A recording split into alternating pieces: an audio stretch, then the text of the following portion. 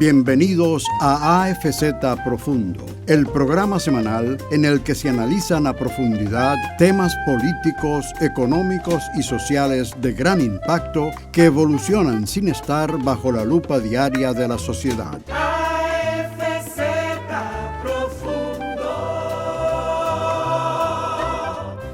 Muy buenos días. Este domingo damos inicio a un proyecto que hemos venido aquilatando durante largo tiempo y consiste en un programa de radio y televisión con el que pretendemos llegar a los hogares de los dominicanos y a las mentes de aquellos que se interesan por temas que no son habituales o que tienden al entretenimiento del público. Son temas que trascienden las fronteras nacionales y que impactan en la vida de los ciudadanos del globo terráqueo. Estos temas que vamos a tratar a profundidad en AFZ Profundo serán de un interés vital y de un impacto que dejará huellas en las mentes de todos aquellos que participen con nosotros de este programa y de sus entrevistados y los temas que vamos a tratar. En este primer programa vamos a tratar el tema del Estado profundo o el Deep State. Y este tema lo abordaremos con mi compañera Ángela Torres y nuestro invitado, el ingeniero Ramón Alburquerque. En lo adelante estarán con nosotros en AFZ Profundo tratando el tema el Estado profundo.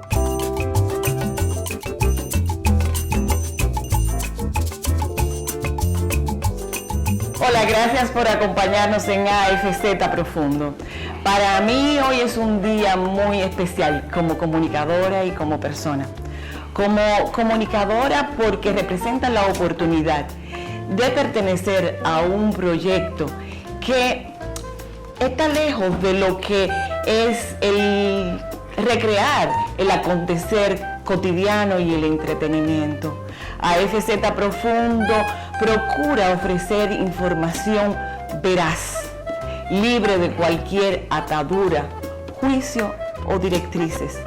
Como persona en este tiempo de construir AFZ Profundo, pues me ha permitido compartir de cerca con una persona para mí muy especial. Es vivir esta experiencia de cerca con Chato, pero no Chato el político y el funcionario, sino el ser humano, ese caballero que tiene un profundo sentimiento patrio, una valoración especial por la familia, leal, con valor a los amigos, respetuoso, generoso, que imprime alta calidad a cuanto hace y acontece en su entorno.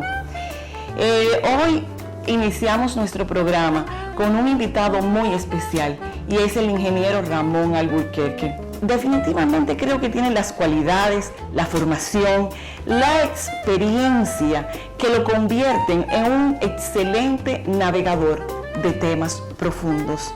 Es por eso que está iniciando AFZ Profundo con nosotros para tratar un tema así de amplio, así de profundo, el Estado profundo o Deep State. Espero que se queden con nosotros y puedan disfrutar a continuación de la entrevista con el señor Arístides Fernández Zuco y el ingeniero Ramón Alburquerque.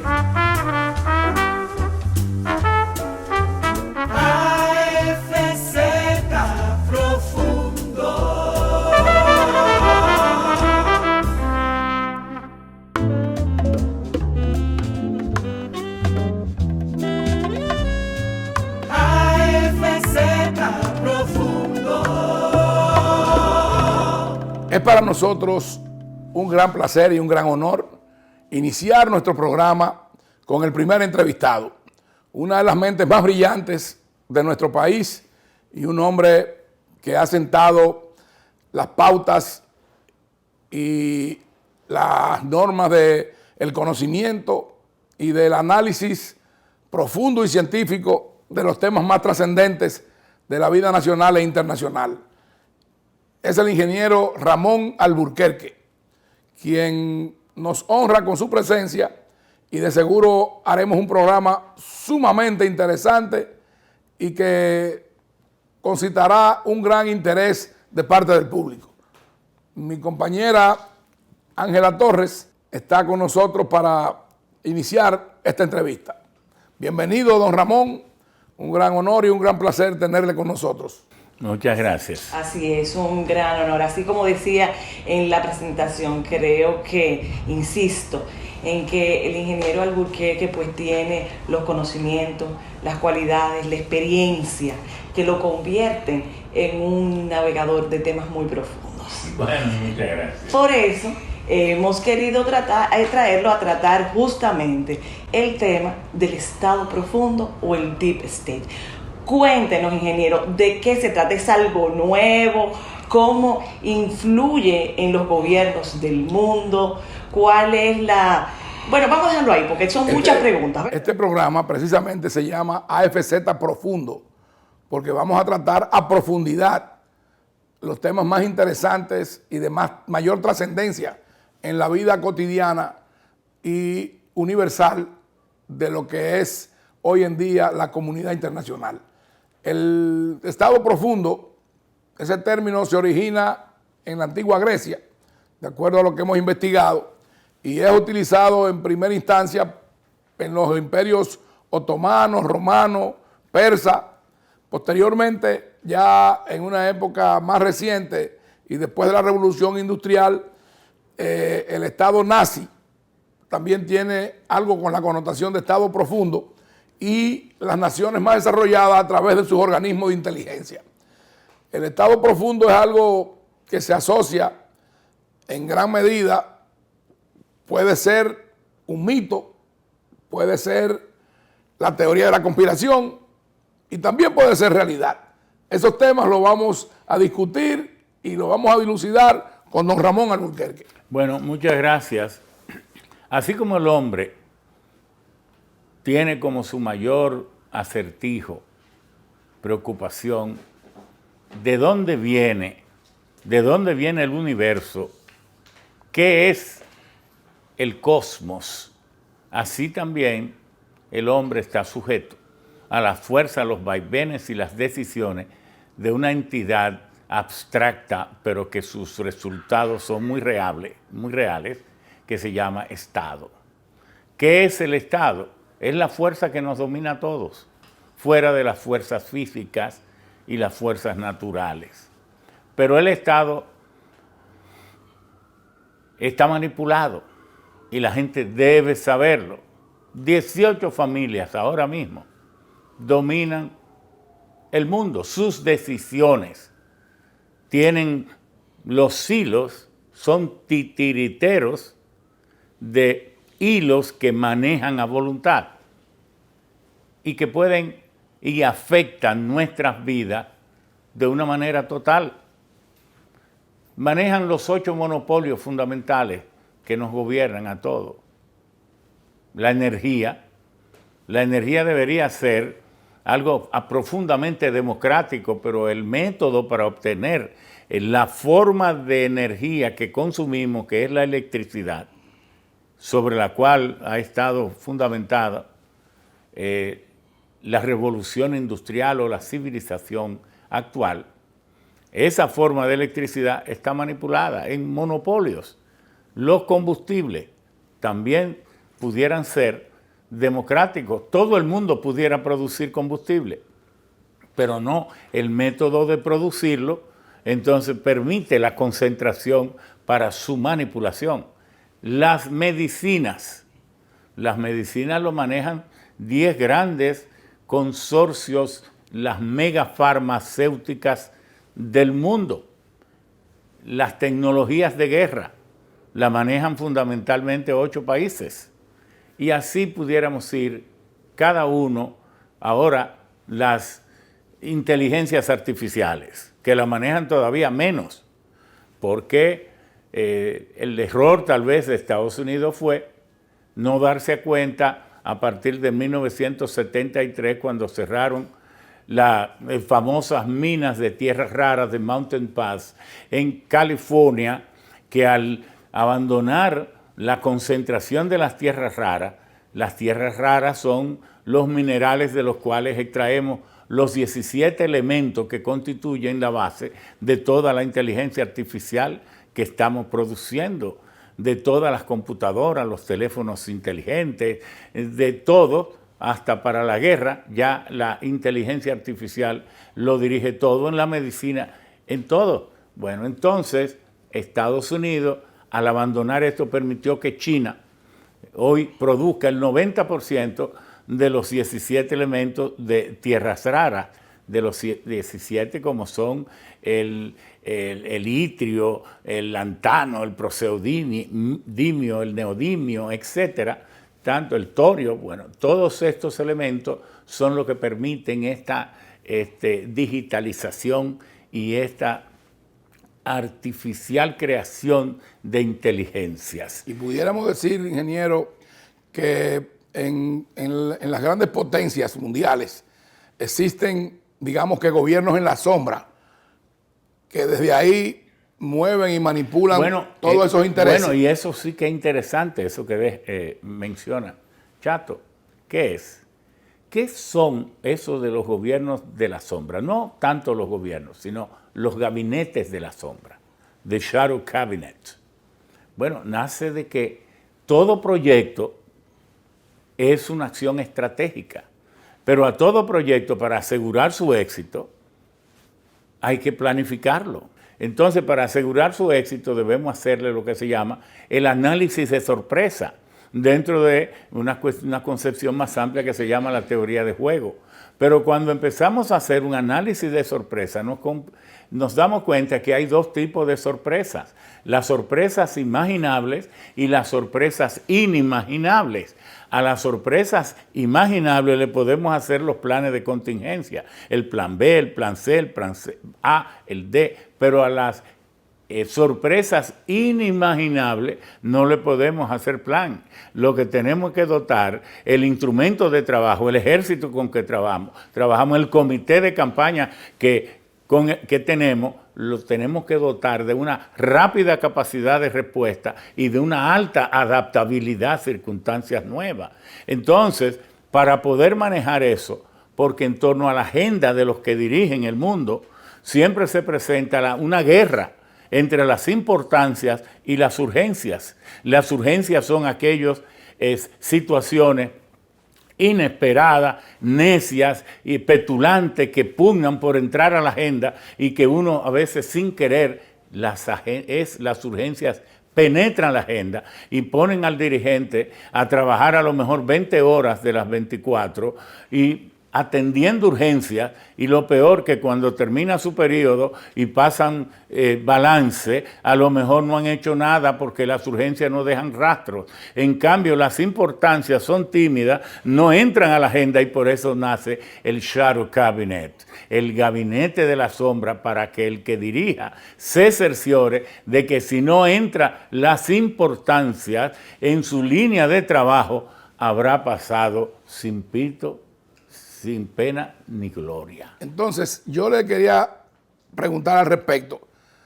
Desde que la humanidad conoce y maneja el tema del Estado profundo, se asocia a siglos anteriores con los Illuminati, con la masonería, con un sinnúmero de organizaciones. Con Nostradamus. Y imagínese porque usted. Los masones lo que hacían era mucho interpretar a este extraordinario francés que vivía prediciendo, médico, que vivía prediciendo todas estas cosas. Muchos dicen que con bastante acierto. Entonces, partiendo de ahí, yo diría que luego de la Segunda Guerra Mundial, que se crean una serie de organismos, que a usted lo he escuchado hablar al respecto. Por ejemplo, en el 1913 surge la Reserva Federal de los Estados Unidos, y queremos que usted explique cómo surge eso y por qué eso está en manos privadas. La Reserva Federal de los Estados Unidos no es un ente del Estado propiamente. Claro, y no tanto eso, el dólar no lo es. El dólar no es una moneda del gobierno de Estados Unidos. Es curioso que la moneda que domina el mundo originariamente nació en el 1532 y la crea Carlos V. Carlos V en su famoso decreto Joachim Dularum. En el Imperio Español. El imperio, claro, en el imperio existente en toda Europa, que no era español, era alemán, porque Carlos V era alemán. Bueno, entonces, lo que pasa es que lo decimos en español, pero era Carlos V. Entonces, que también gobernaba en España. Al existir... Pero el predominio, claro, digamos, lo que era el poderío en ese momento, era de España. Bueno, no, porque también incluía casi toda Europa. Pero lo importante es que como existía la Nueva España, que hoy es México, allí se descubrieron las famosas minas de plata. Entonces, como había tenido el imperio muy buena experiencia al crear el Dularum para Bohemia, Bohemia es hoy la República Checa, Chequia, Eslovaquia y todas esas naciones. Bueno, le habían creado esa moneda y habían prosperado mucho. Entonces, el imperio pensó que creando una moneda iba a dar un gran dinamismo a la Nueva España, que era una territorialidad inmensa. Es gran parte de lo que hoy es Estados Unidos, México y de lo que es América Central. Todo eso era la Nueva España. Entonces, le crean esa moneda para darle dinamismo. Como se hablaba español en toda esta región, no pudieron decir dolarum, entonces decían dólar. De ahí es que viene el nombre. Pero todavía no habían nacido las 13 colonias de Estados Unidos. Las 13 colonias empiezan a nacer en el 1603. Y entonces vienen y se forman estas 13 colonias. Francia se empecina en quitársela al Imperio Británico y es Francia la que prácticamente diseña y concibe la independencia de lo que hoy es y el nacimiento de lo que hoy es Estados Unidos de América. Y la Revolución Francesa nace a consecuencia de que Francia gastó tanto dinero en liberar a Estados Unidos que entonces la pobreza cundió dentro de su territorio y ese territorio, Francia, gobernado y dominado y manipulado por el clero, por la nobleza y por la monarquía, dejaron al pueblo sin esperanza. Entonces el pueblo se liberó, explotó y de allí que perdieron en 1779 la Revolución Francesa. En ese Estados Unidos, que era endeble, ¿qué moneda podía usar si tenía tantas dificultades para usar la libra esterlina? Porque no le permitían a las 13 colonias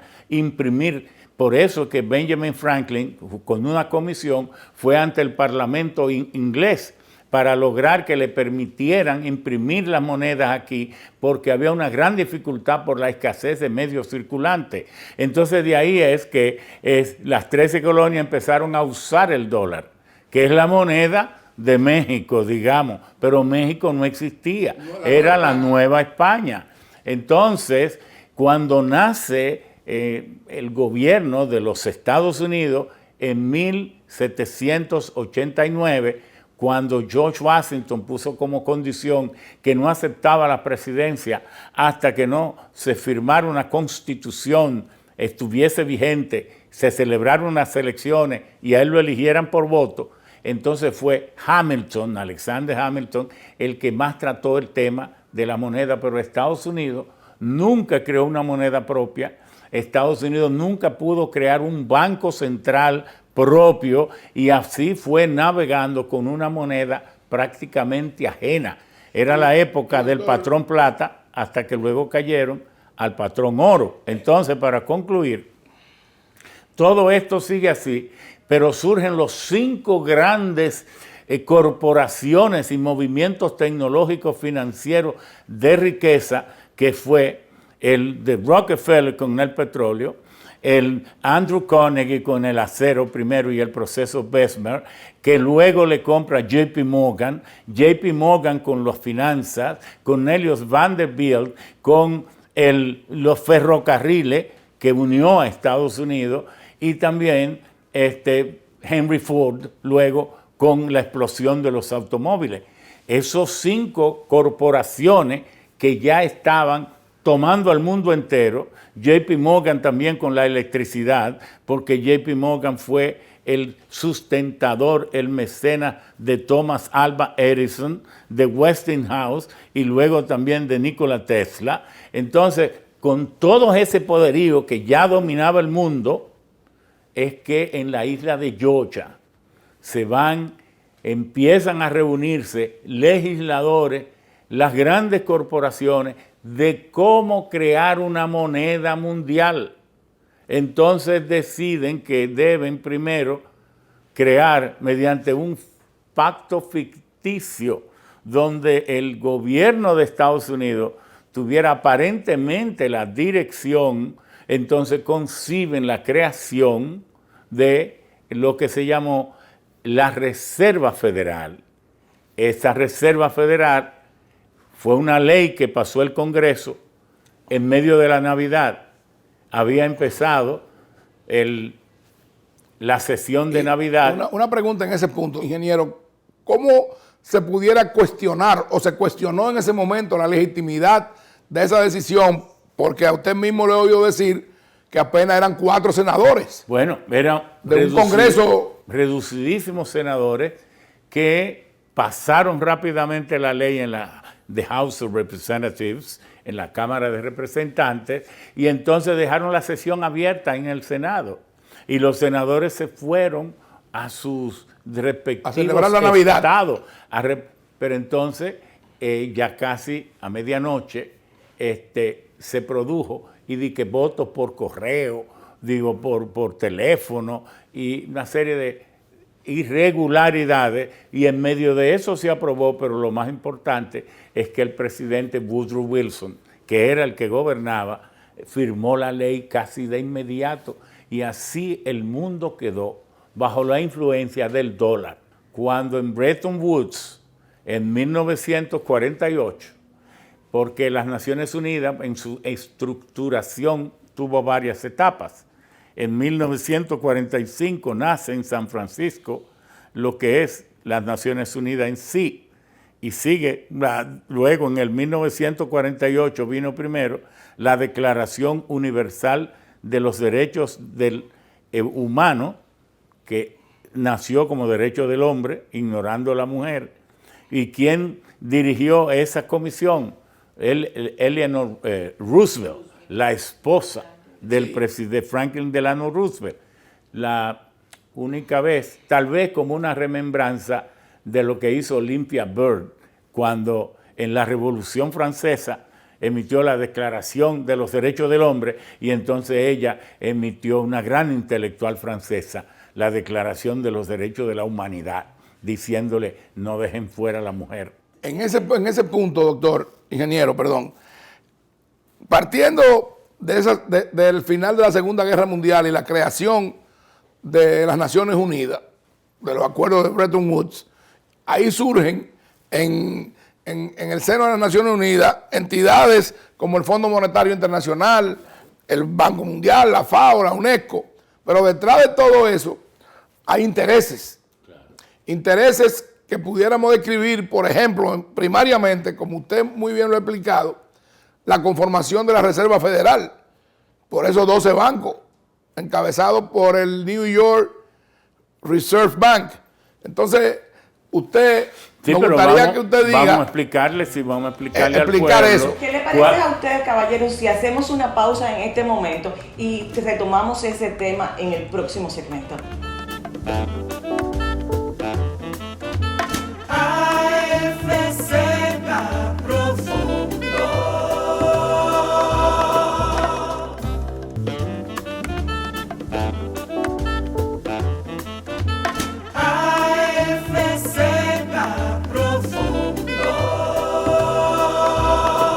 Gracias por permanecer con nosotros en AFZ Profundo. Ya les comentaba desde el inicio que además de ser un tema profundo, lo del Estado profundo es muy amplio y abarca temas históricos, economía y de todos los aspectos que pueden impactar y transformar nuestras vidas. Y continuamos pues esta conversación que yo creo que puede tomar incluso más de un programa. Muchas gracias, Ángela. Retomando el segmento anterior, yo quiero introducir lo siguiente.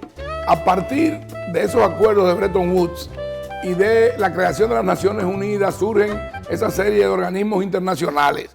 Pero muy cerca de ese acontecimiento, en el 1954, surge lo que hoy conocemos como el Club Bilderberg, donde están agrupadas las familias más importantes y representadas las corporaciones y los grandes intereses económicos en este club que se reúne una vez al año. Posteriormente teníamos el grupo de Davos, que hoy es el Foro Económico Mundial, y detrás de todo eso también hay ese gabinete en la sombra que dice don Ramón. Entonces yo quisiera que él nos explicara y nos adentrara dentro primero de lo que es la Reserva Federal y su composición, y quiénes son los accionistas, vamos a decirlo así, de la Reserva Federal.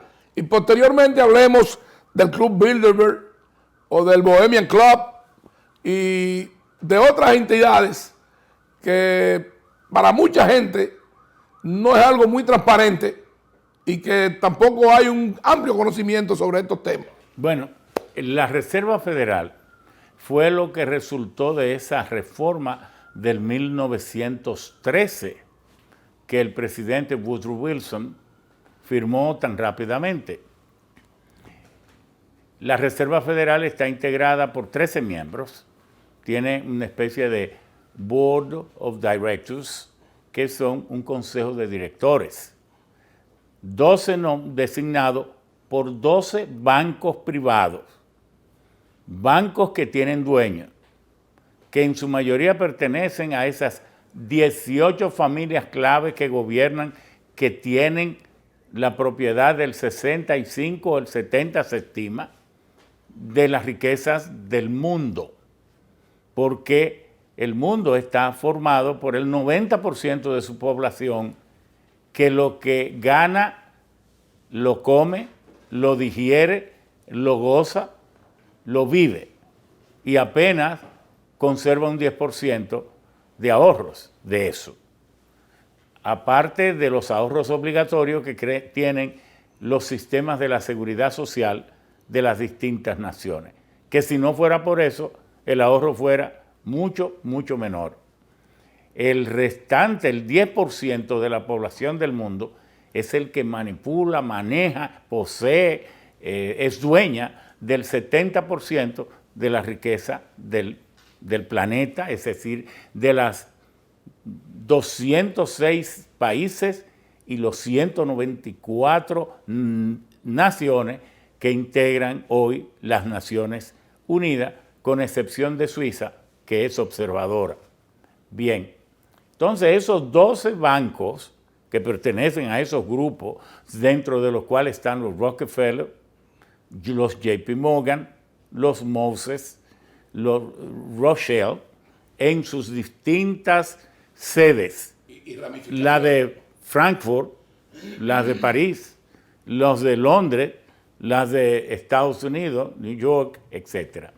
Y otras familias más de Suiza, de Rusia, a pesar de la URSS, esas familias siguieron existiendo, cohabitando con el gobierno de Stalin y los distintos gobiernos de la Unión de Repúblicas Socialistas Soviéticas. Y tenían también su presencia hegemónica en China y de igual en Japón. Esos 18 familias dueñas de esos 12 bancos, esos bancos usted los puede encontrar en las redes. Usted entra al internet y busque. Si lo hace en inglés, usted pone The 18 Families Owners of the World, las 18 familias dueñas del mundo, y les va a aparecer ahí. Los 12 bancos que dominan la Reserva Federal también lo va a encontrar. Y el presidente de Estados Unidos apenas designa al presidente, que antes era Schilling, fue también Greenspan, Yellen, todos unos cuantos que son la cabeza visible, el que dirige la Reserva Federal. Pero ¿Qué tiene esto como consecuencia? Que al ser el dólar la moneda en la cual se hace el 73% de las transacciones de riquezas financieras, patrimoniales, de compra y venta del mundo, el mundo tiene que tener suficientes dólares en las manos. Tiene que haber masa circulante de dólares, lo suficiente para que nunca sea un factor de recesión, ni de estrechez, ni estrés financiero. Entonces, ingeniero, el Estado norteamericano como tal, ni tiene el control de la Reserva Federal, ni tampoco es el que decide las emisiones de esa moneda. Al contrario. Es la Reserva Federal el que manda las políticas monetario, crediticia, económica del gobierno. Usted lo ponía como que con la esperanza de que fuera el jefe del Estado, el presidente, el que mande la economía. No, la economía manda al presidente. Es decir, la Reserva Federal es que decide. Sí puede influenciarlo y decide tanto que cada año, para que haya suficiente masa o cantidad de dólar en manos de la economía, de las personas en el mundo entero. Entiéndase, circulante. Circulante en el mundo entero, hay que emitir de un 3 a un 4% de nueva cantidad de dólares, no solo para reemplazar los que se dañan. Entonces Estados Unidos, la Reserva Federal, tiene entonces the Treasury Department, el Departamento del Tesoro. Y el Departamento del Tesoro tiene lo que se llama the Bureau of Printing and Engraving, el Buró de Impresión y Acuñación. Entonces, dicho por el propio Departamento del Tesoro, imprimir $1 le cuesta 4 centavos de dólar. Pero cuando se pone en circulación, hágase usted la pregunta, aunque no sea economista. ¿Qué pasa con los 96 centavos restantes? ¿Quién se adueña de ello? ¿A quién va el beneficio de eso? En la Reserva Federal. Entonces, porque vale 4, pero cuando circula vale 100. Pero ¿quién es que paga ese dinero? Si no vale nada, pero cuando se pone en circulación vale $1, ¿quién es que termina pagando esos papeles cuando se convierten en dinero? El mundo que lo acepta. Entonces, ¿qué significa esto? Que el mundo le regala a Estados Unidos, pero no a Estados Unidos, a the Federal Reserve System, al sistema de la Reserva Federal, le regala cuando mínimo 900,000 millones de dólares cada año por esa nueva masa de dólar que se imprime. Pero llegando entonces a la Segunda Guerra Mundial, que muy bien nos hacía esa pregunta, ¿qué ocurrió en Bretton Woods en 1948? Que fueron convocados a ese resort, porque Bretton Woods lo que era un conjunto como es de hoteles, apartahoteles de altísima calidad para grupos de altos ingresos. Entonces allí asistió Lord Maynard Keynes, el premio Nobel de Economía del mundo. Él asistió con una delegación fuerte del Imperio Británico, del Reino Unido, pero allí también asistieron grandes economistas franceses. Eso era y del mundo entero. En el estado de Nueva York, ¿no? Sí, en el estado de Nueva York, en la parte norte, cerca de Albany. Entonces, ¿qué pasó? Capital del estado. Claro, ¿qué pasó? ¿Qué era lo que se buscaba en esa reunión? En esa reunión era la reunión para crear la organización financiera que trabajaran por lo que se llamó The Actions of Reconstruction and Development, las acciones para la reconstrucción y el desarrollo. Y por eso es que allí se crea el Banco Mundial. Pero ¿cómo se llama el Banco Mundial en realidad? Se llama The Bank of Reconstruction and Development, y por abreviatura se dice Banco Mundial. Pero allí se crea también algo fundamental. Los ingleses planteaban que fuera una cámara de compensación para que cuando un país tuviera grandes superávits en sus operaciones de exportación, importación y en sus cuentas nacionales, pudiera compensar mediante préstamos, mediante traspaso a las naciones que tuvieran dificultades. Pero Estados Unidos se negó a aceptar eso, entonces lo rechazó. Entonces, ¿qué se creó? El Fondo Monetario Internacional, the International Monetary Fund, el Fondo Monetario Internacional.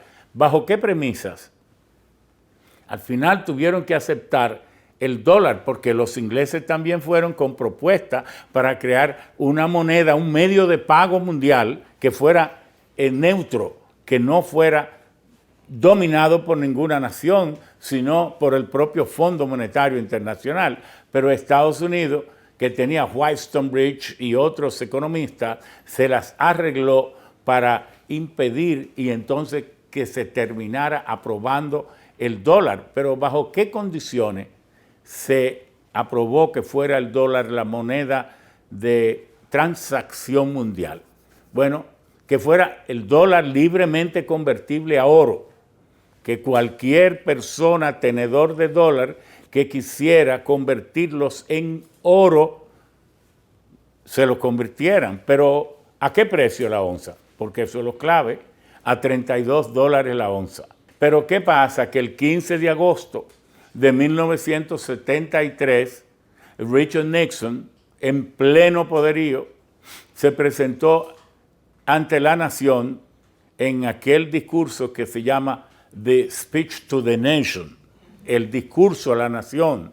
Y el 15 de agosto de 1973, Richard Nixon anunció, the dollar will not be anymore backed by gold.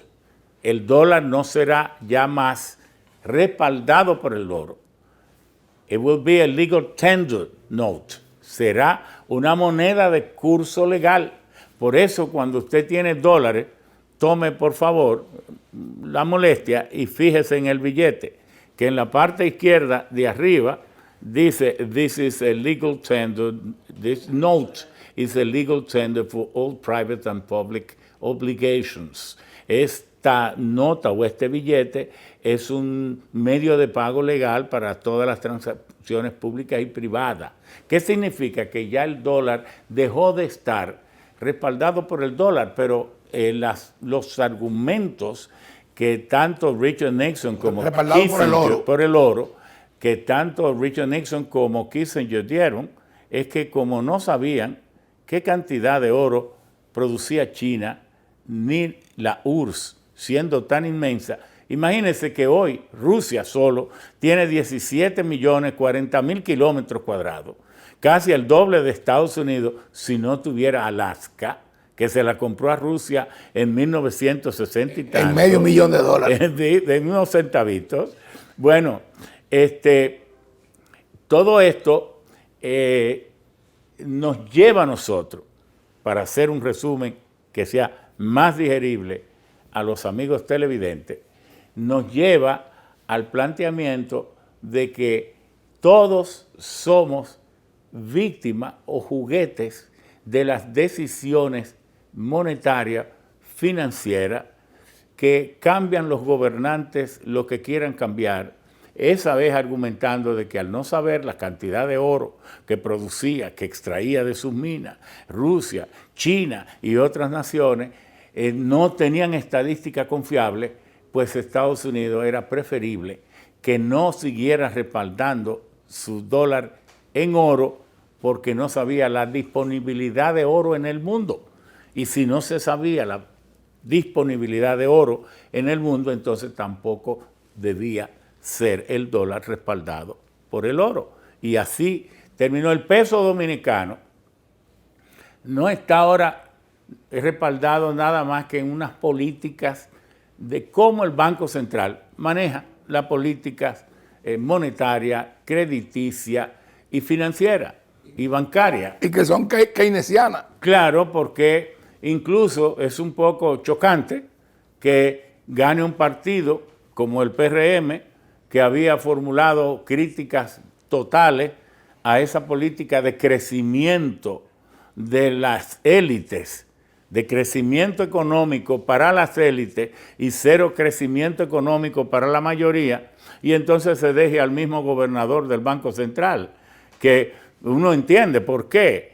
Es que a lo mejor el presidente consultó con los intermediarios financieros y como le ha manejado ese gobernador sus intereses de manera excelente, pero el presidente debió haber consultado a la mayoría si ese gobernador le ha manejado con esa misma excelencia sus intereses, porque le hubieran dicho que no y no fuera el gobernador. Son de las contradicciones que se dan en política, porque aquí todavía los presidentes creen que cuando son electos le han regalado el país y entonces se olvidan de la democracia y hacen lo que les da la gana. Yo sugerí, ingeniero, a ver qué opinión le merece a usted, al señor presidente de la República, que en vez de recibir los beneficios y las utilidades que le da la mina de Pueblo Viejo, que lo recibiera en especie, en oro, y que el país tuviera esa reserva.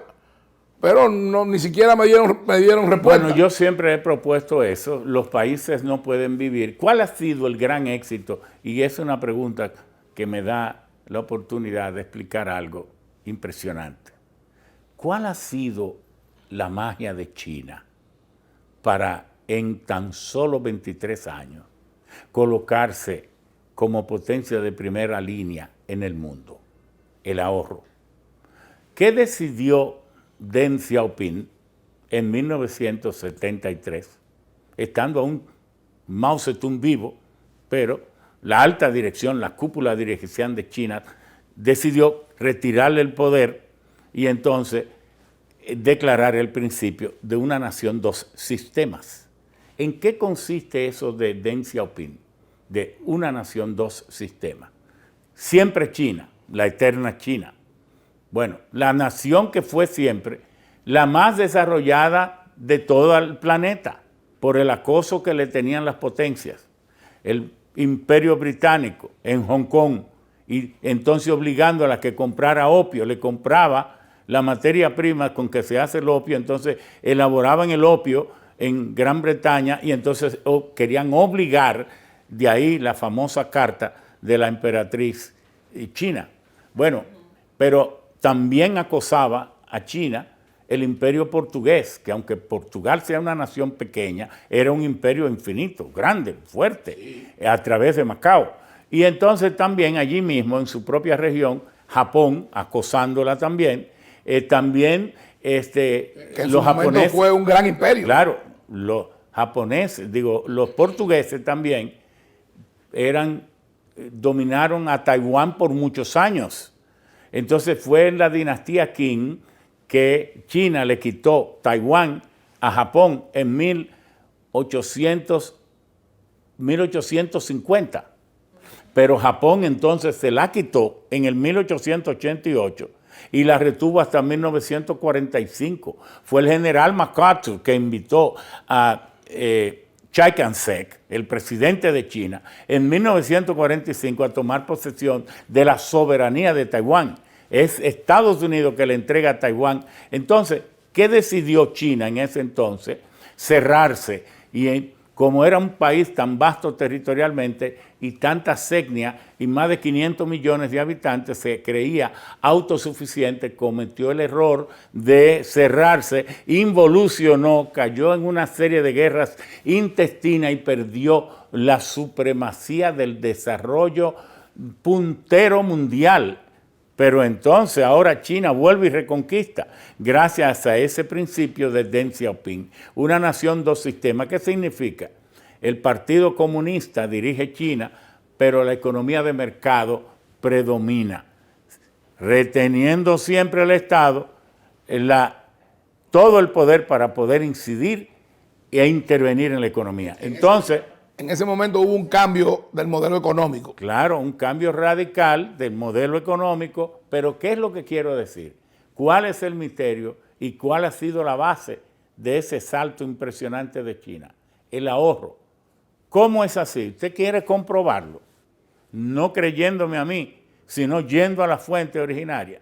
La CIA, la Agencia Central de Inteligencia de Estados Unidos, tiene la mejor página para usted informarse de cualquier país, con datos bien actualizados en el orden económico, en el orden gubernamental. Y son de manejo público. Claro, se llama, yo lo voy a decir cuál es, yo la uso mucho, pero veo que la gente la usa poco, cuando es lo mejor. Y mucho de la ventaja que a veces yo tengo es que me nutro de esas, porque tengo los códigos de esas publicaciones de la CIA. ¿Qué dice la CIA? Que ahora mismo China ahorra el 44.6% de toda la riqueza que produce cada año. Pero ¿sabe cuánto era en años anteriores? El 53.5%. 53%. Es que China ha ido ahorrando, y por eso es que ha creado. Solo Estados Unidos, China le ha comprado al Departamento del Tesoro notas y bonos del Tesoro por más de 5 trillones. El 40% de las deudas que tiene el Departamento del Tesoro de Estados Unidos es con China. Por eso República Dominicana también debería ahorrar. ¿Y cuál es el primero de los 5 principios de la riqueza de los judíos? Siempre ahorre, aún en medio de la pobreza. Entonces, República Dominicana, perfectamente, estoy de acuerdo contigo, con ustedes, debería ahorrar por lo menos lo que le derive de las explotaciones de ese oro. Pero hay algo más que ustedes lo van a entender. Pero aquí no hay cultura de ahorro. No, hay algo, Para tener ahorro, pero hay algo, bajar el gasto, pero hay algo más. o racionarlo. Hay algo más. ¿Qué es el desarrollo de los pueblos? El desarrollo es el conjunto de actividades que una nación pone en práctica para agregar valor a la producción de materias primas, a fin de producir bienes y servicios que satisfagan sus necesidades con progreso y poder entonces intercambiar con las demás naciones en una dinámica productiva. Yo te vendo y elevar, asegurar el desarrollo humano. Pero ingeniero, retomemos el tema original, que es, porque todo esto está vinculado al Estado profundo. Claro. Pero le habíamos hecho una pregunta para que usted le explique al gran público qué es el Club Bilderberg. Claro, el Club del Bilderberg nació como en el 1956. Era un gran periodista y un hombre él era descendiente de la casa de los Habsburg. La casa de los Habsburg, que todavía domina en riqueza, los Habsburgo, que fueron las familias que dominaron Francia, Gran Bretaña, todos los reyes eran familiares, y España, toda Europa, y por casi 300 años gobernaron el mundo. Entonces, esta idea de reunir ciudades distintas, así nació el Club de Bilderberg, y todavía se reúne, no tiene la importancia que tiene, pero allí se reúnen, la idea fue las 100 empresas principales del comercio internacional, que luego se fueron agregando, invitaban también otras empresas dominantes, invitaban también a jefes de Estado y invitaban a periodistas connotados y algunos premios Nobel. Y ha hecho muchos aportes, pero ha hecho una gran defensa del diseño del capital en esos ambientes de sombra, diseñando cómo las grandes familias del mundo siguen controlando la humanidad. Luego nació el grupo de Davos, nació también para América Latina el consenso de Washington, que tuvo una vez mucha influencia de Brookings Institute, que también tiene una enorme, y también el Foro Económico Mundial, que es el que tiene ahora la mayor hegemonía y presencia, que se reúne usualmente en Davos, pero que a veces van a otras ciudades. Mire, lamentablemente hemos llegado al fin de este programa, de este domingo, pero este tema necesariamente va a tener que abordar otro programa con el ingeniero Alburquerque, porque quedan algunas cosas muy interesantes. Por ejemplo, a la par de ese programa de la nueva emisión de una moneda global, podríamos decir, está también el planteamiento de la reducción de la población mundial, donde ellos están planteando reducir en un 15% esa población mundial. Señores, estos dos hombres en esta vida han vivido muchas otras vidas, por lo tanto tienen muchos temas y muchas cosas que aportarnos a nosotros. Por eso le invitamos a que nos acompañen cada domingo, por aquí por el canal 24, por La Nota 95.7 y por las redes sociales, Facebook, Instagram, Spotify y nuestra página afzprofundo.com. Hasta el próximo domingo y acostúmbrense a tener la presencia del ingeniero Alburquerque muchas veces en AFZ Profundo. Muchísimas gracias. Muchas gracias.